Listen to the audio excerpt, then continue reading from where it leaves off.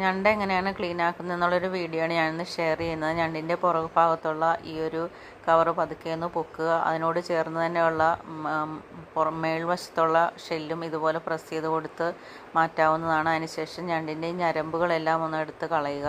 മഞ്ഞ കളർ ഇരിക്കുന്നത് ഞണ്ടിൻ്റെ പൊന്നാണ്, അത് കളയേണ്ട ആവശ്യമില്ല. ഇത് പല്ലുള്ള കാലാണ്. ഇതൊന്ന് ഇതേപോലെ തിരിച്ചു കൊടുത്ത് എടുത്ത് മാറ്റി വയ്ക്കുക. അതിനുശേഷം ഈ കാലുകൾ അകത്ത് മാംസമൊന്നും ഇല്ലാത്തതുകൊണ്ടാണ് ഞാൻ കട്ട് ചെയ്ത് കളയുന്നത്. ചില കാലുകൾക്കൊക്കെ അകത്ത് മാംസം കാണും, അങ്ങനെ വരുമ്പോൾ അത് നമുക്ക് എടുക്കാം. പക്ഷേ ഈ മേൽഭാഗത്തുള്ള ബ്രൗൺ കളറുള്ള ഇത് കട്ട് ചെയ്ത് കളയണം. അതിനുശേഷം രണ്ടായിട്ട് പീസാക്കി എടുക്കുക. ചെറിയ ഞണ്ടായതുകൊണ്ട് രണ്ടായിട്ടാണ് ഞാനിവിടെ പീസാക്കുന്നത്.